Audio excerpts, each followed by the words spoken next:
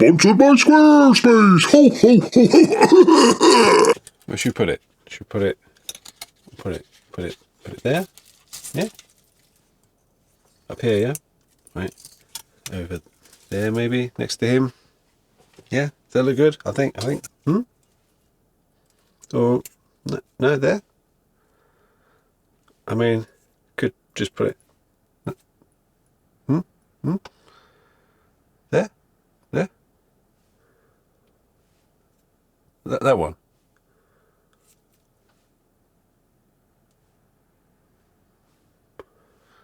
Just going to put it there.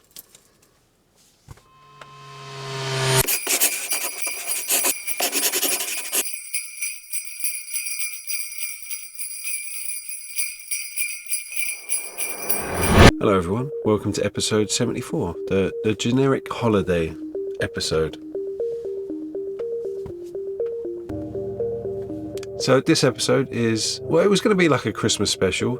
I had a few plans and I never actually did any of it, because I'm going to be honest with you, I'm a little bit burnt out. I never thought I would be burnt out, but I am a little bit burnt out. I think I've been consistently making videos for like 2-3 years now. I just can't be. Wait, don't go. Let me explain.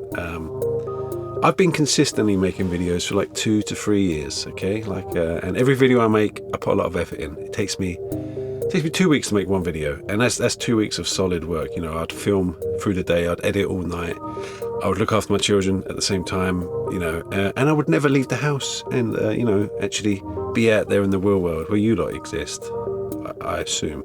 And it just kind of eventually gets to you. I'm feeling a little bit run down. But then, I'm not going to do nothing for my Christmas episode. I want to release an episode basically for the patrons and everyone who supports me, even people like you just watching the episodes. I want to do something. So I thought, Q&A.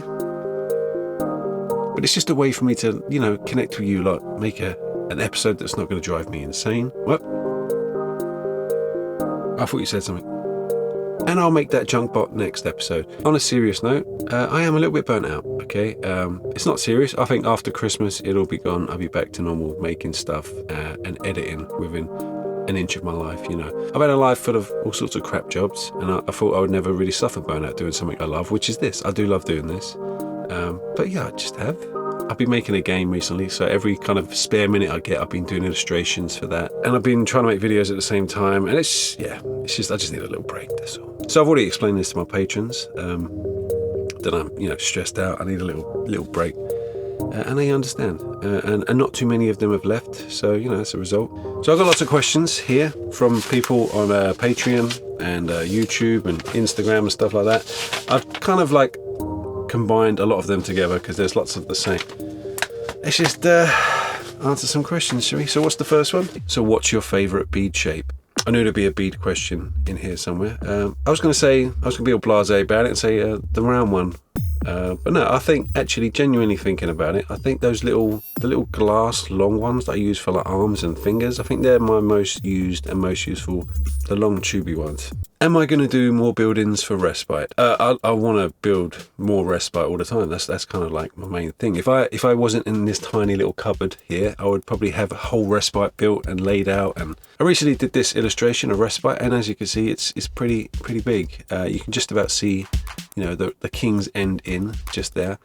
And there's lots of buildings to do. I've got lots of ideas for buildings. I would love to do more. I just need a bigger space. And one day, maybe. Are there other regions in the Gutterlands? As you all know, Gutterlands is that made-up world by me, where all my builds exist in this world, and it's just an ongoing narrative, basically. There's a website here where you can go and have a look and read all about it. All we've really focused on is Respite, which is a human town. I imagine lots of different regions, just south of Respite. I want to create some stuff to do with the sea. I want to create some pirate clans and things like that, and sea monsters, which is going to be south of Respite. North of Respite, where the mountain range is, there's going to be jungles, weird toxic jungles. I made toxic jungle plants before, kind of like Nausicaa, Valley of the Wind, because that's one of my favourite films ever. Look, I intend to do this YouTube channel until I'm I die at 60, and then I'm just gonna keep adding to it and adding to it. I mean, why not? If I'm gonna make something, why not just make something for this world? I'm just gonna keep it building, growing. So who sponsors this video? No one's actually asked that. So this video is sponsored by Squarespace. Now, Squarespace is a website where you go to make websites. Now, if you have no idea how to make a website, you don't know how to do with a HTML, is it HTML? I'm not sure. And you just want to make a website about things like, like a pickle website, for example. Like, yeah, like that, like Pickle Perfection. That's it, Bill. Click there. If you just want to make a website that's quick and easy and clean and nicely designed, then go to Squarespace. I made this website in it must have been like 0.5 seconds. Maybe a little bit longer, I'm not sure, but it was really easy and it looks pretty good. And I will add stuff to it at some point. But yeah, if you want to make your own website, there's a sale going on at Squarespace. There's a little link down below. Go and have a look. After the episode, obviously. Am I going to collab with Dan Does? Now, Dan Does, if you don't know, is my twin brother who has a crafting channel similar to this one. And we're twins. And we both have weird senses of humour, so people sort of thought that was another channel of mine. Well, it's not. Trust me, it's not. I can barely maintain this channel. He has his own channel. To answer your question, I will be collaborating with Dan. Plus, a lot of other YouTubers. I've got a big group collab coming up pretty soon. And I kind of want you lot to take part as well. Like when Miss Cars had Monster Bash. It's nothing like that. Nothing like that at all.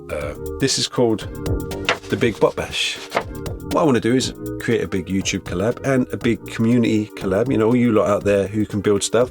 I want you all to take this junk bot generator, you roll a D20 and you pick the characteristics and you build your bot. It's very simple. Basically what they used to do in the old Games Workshop books, and it's junk bot generator. You can download this down below. Take part. You got until maybe the end of February, just to give everyone enough chance to build their bot. But yeah, the Big Bot Bash. Hashtag the Big Bot Bash. Hopefully I've already claimed that hashtag. How do I film my episodes with a camera? No, I do understand you want me to go into more depth, which will probably be like a little mini documentary in itself. How does keeping a YouTube channel affect your health, mentally and physically? It affects it a lot. YouTube has this thing, right? So every time you make a video, your last 10 videos are compared and competing with each other. So you have this table, top 10 of your last videos. And if your newest video hasn't done as well as your last couple of videos, it gets moved down the rankings, etc. And lately, all my videos have been at 10th place. I know I'm competing against myself, but still, it's a bit of I'm not too keen on the system. Like, it makes you feel like you're failing constantly.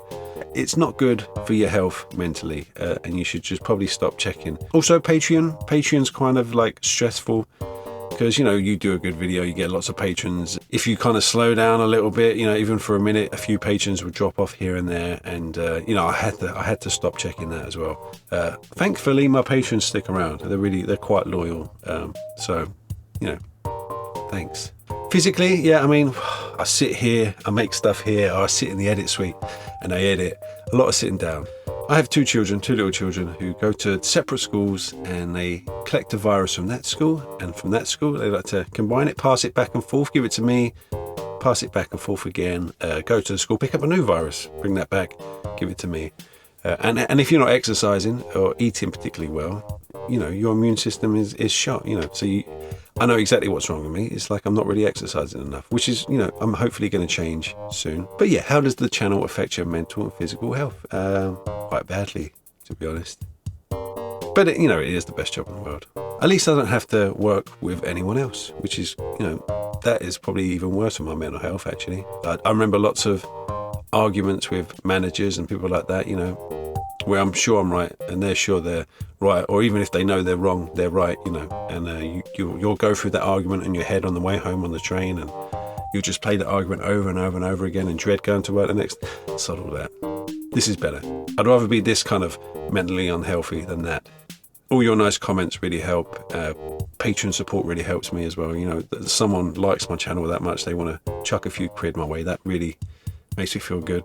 And I get lots of people saying that, they love my videos, which is, I never thought anyone would ever like my videos. They send me packages in my PO box with gifts and all sorts of really nice things. They buy me stuff off Amazon. Not everyone gets that today. So I'll stop whining about it now. Why is it so hard to cut my wooden beads? It is pretty hard, I'm going to be honest. You should probably use a clamp, but for purely aesthetic reasons, I don't like using a clamp on camera because you know, it might ruin that nice solid colour background I've got. Or I do need like some sort of cutting board for cutting beads. I'm going to do that now, actually. Just move this tree out of the way. So I bought this little chopping block for someone's Christmas present, and I can't give it to him. Look at that. That's not a rectangle. Look at that. What is that? That's not even a parallel. That's like a trapezium. Who wants a trapezium chopping board, really? I mean, so we're going to use it with my miter saw guide thing here. And well, I've got this little clamp that I thought would be really good for cutting and drilling beads. But the thing is with these things, they don't really work unless you kind of screw them into something. Now, this board's pretty heavy, and I do have a drill. So let's make myself a little bead chopping, drilling, cutting, chopping board thing. So if I put that there, I could cut that way and cut that way, and they shouldn't really get in the way of each other. That's about as much thought went into this as I possibly could put into it. But let's drill some holes.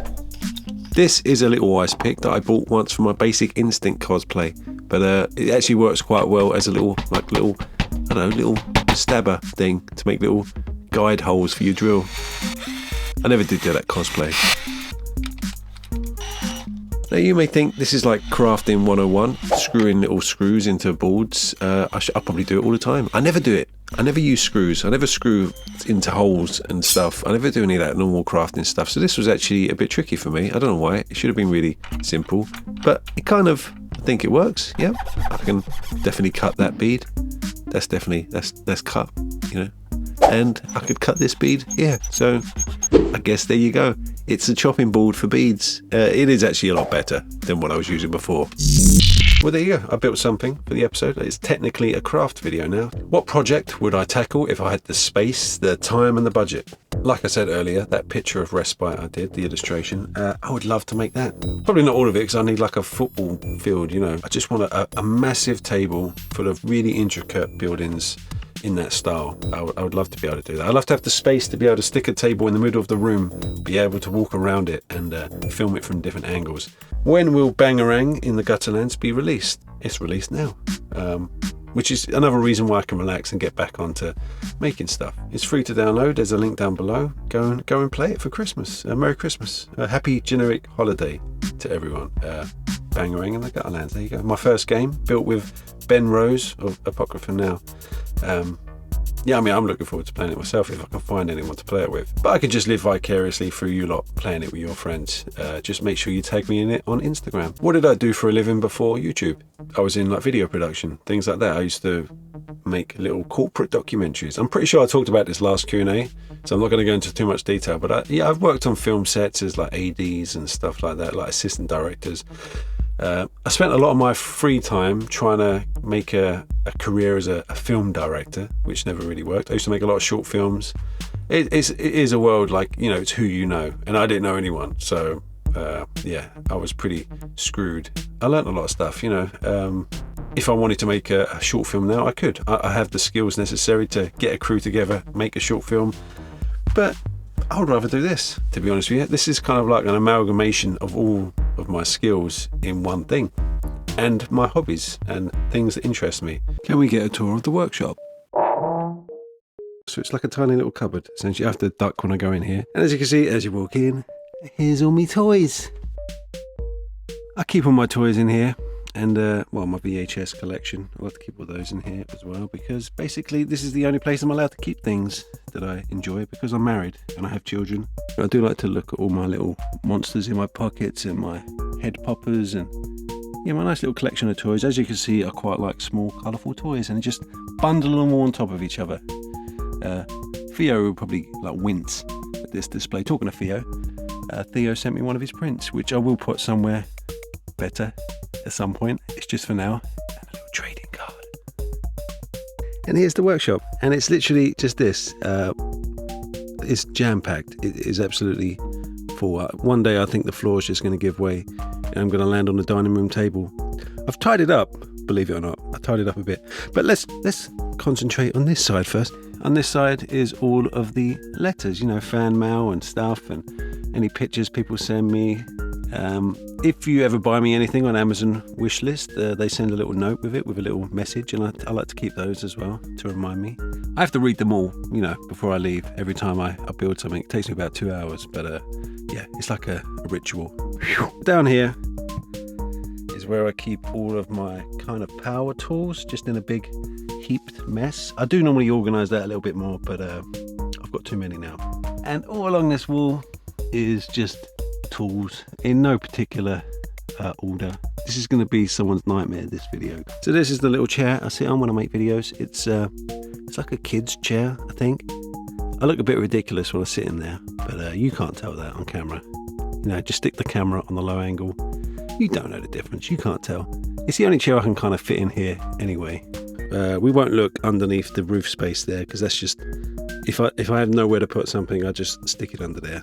I just consider it insulation from the cold. Over here is the first paint rack. This is all the paint sent to me by Two Fin Coats, which I always use for miniatures. You know, if I want to actually do a decent paint job, I use those. They're really good. I do recommend them. I do need some more, so if you're watching Two Fin Coats, I need some more. So down here is, well, there's Cat there just watching me constantly.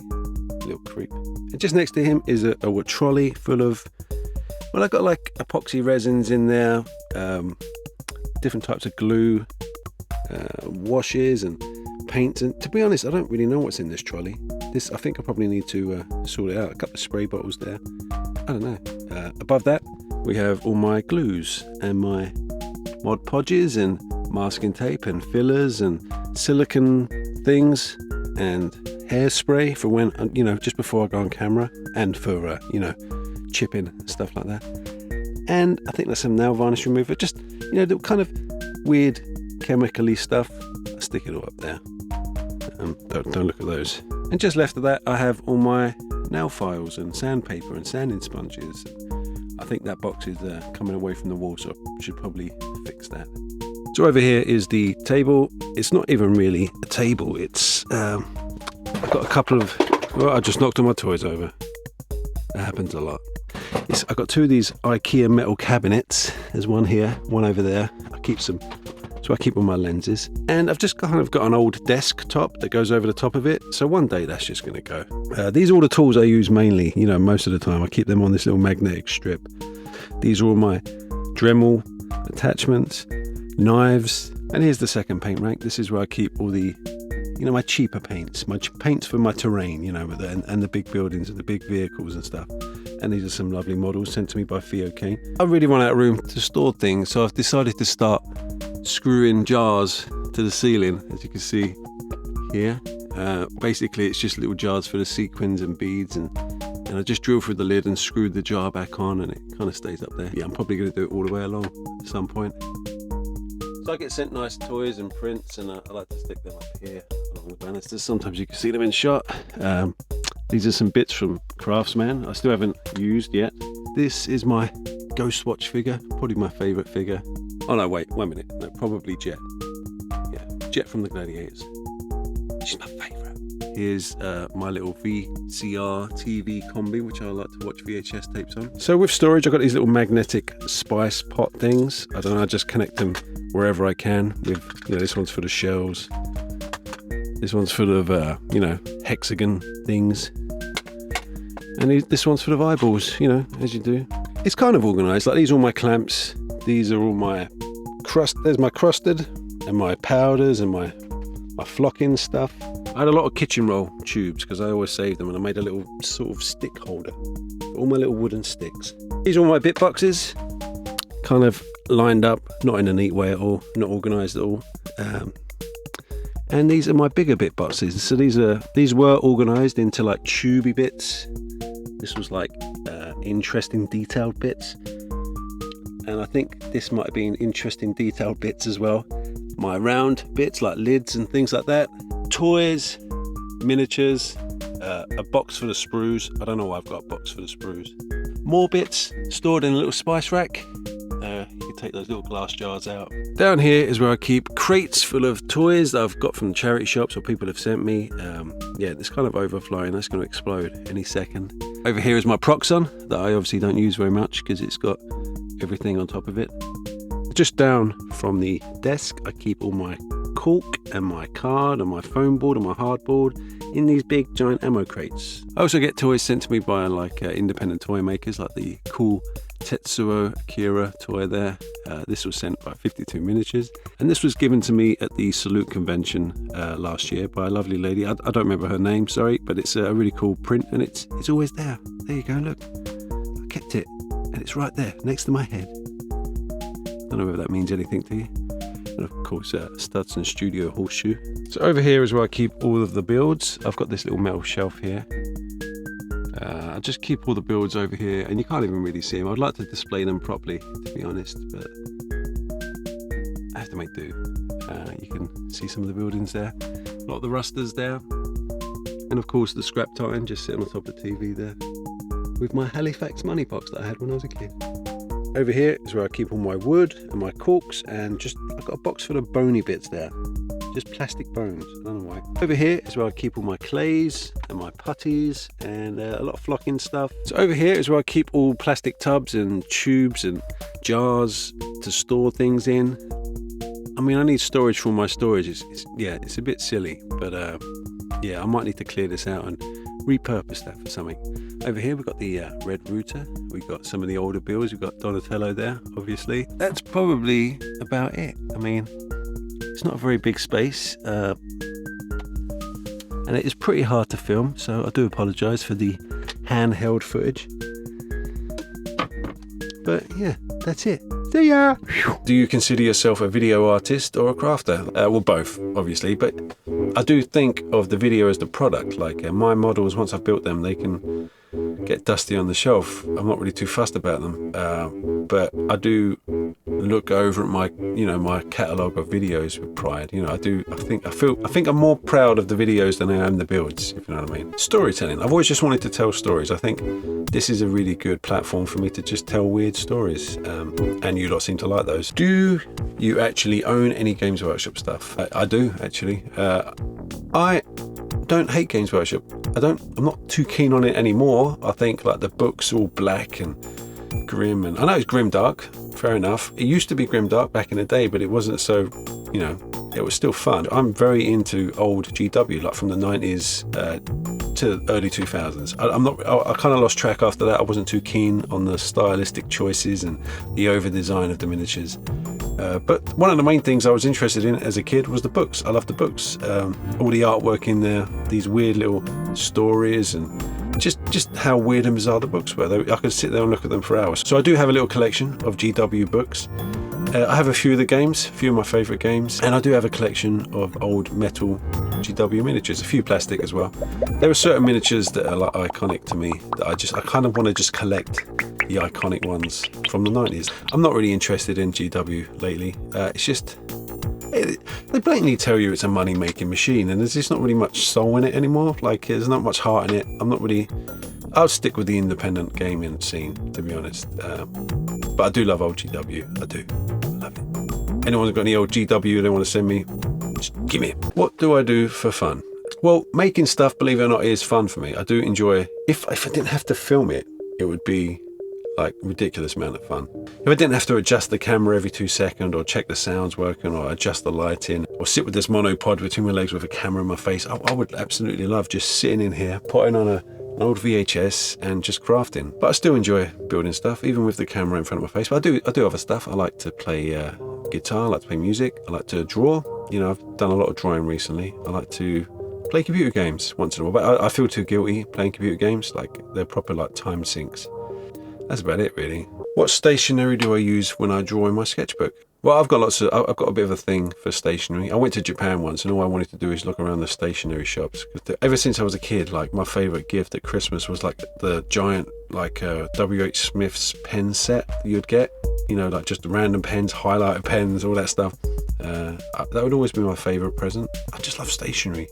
If I go in a charity shop now and I find some stationery from the 60s, which is completely redundant and useless, I'll buy it.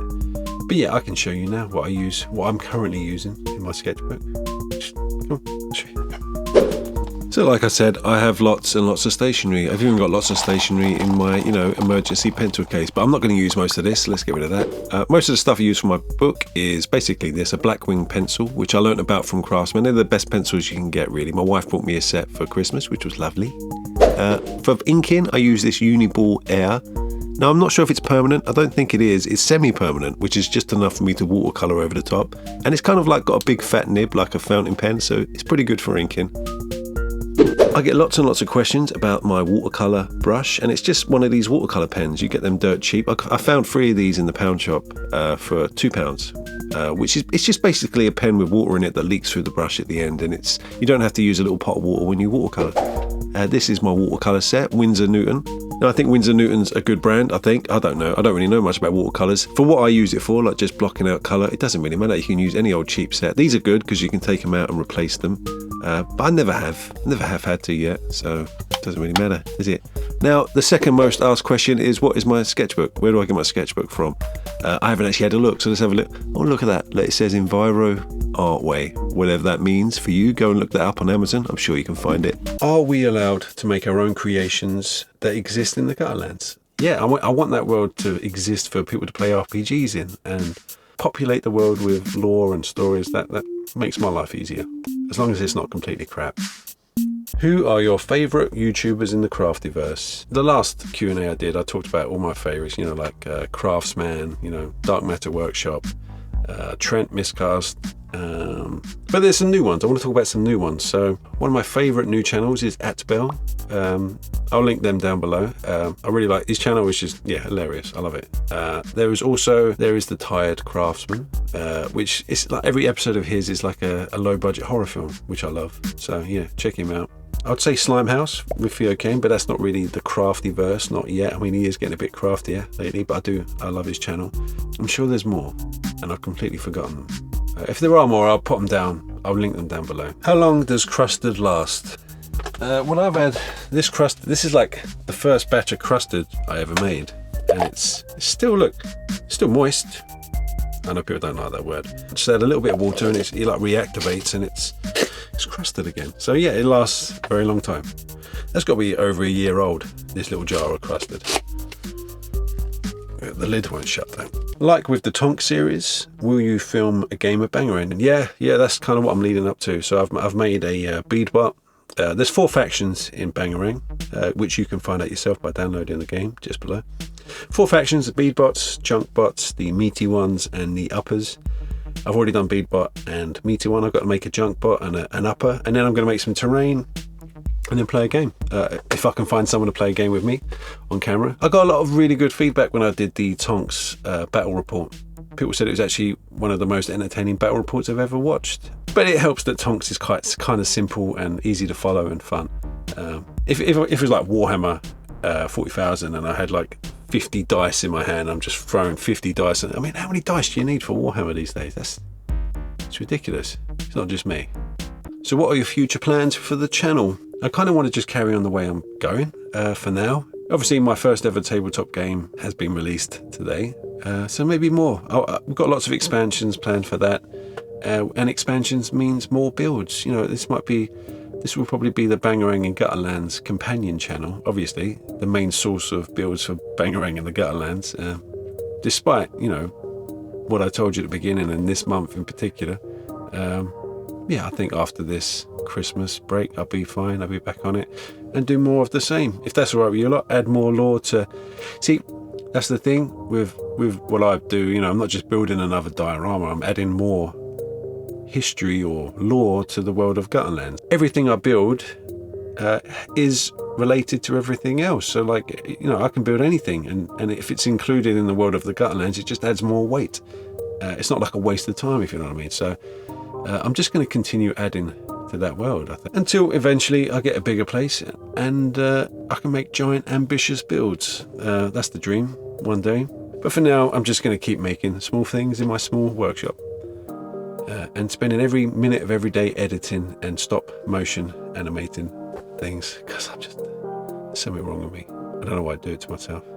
But that's it. Have a good generic holiday, everyone. If you'd like to support the channel for Christmas, as a little Christmas gift to me, join Patreon. You can buy something off my wish list, buy a t-shirt. There's some new t-shirts. Download Bangarang in the Gutterlands, which is free. You can just get that for free. So that's it for my Q&A, my generic holiday Q&A episode. Anything from you, Kat? Merry Christmas. We don't say Merry Christmas. It's generic holiday time here. Cat, he's so old-fashioned. Merry generic holiday to you all. And to you all, a merry generic holiday.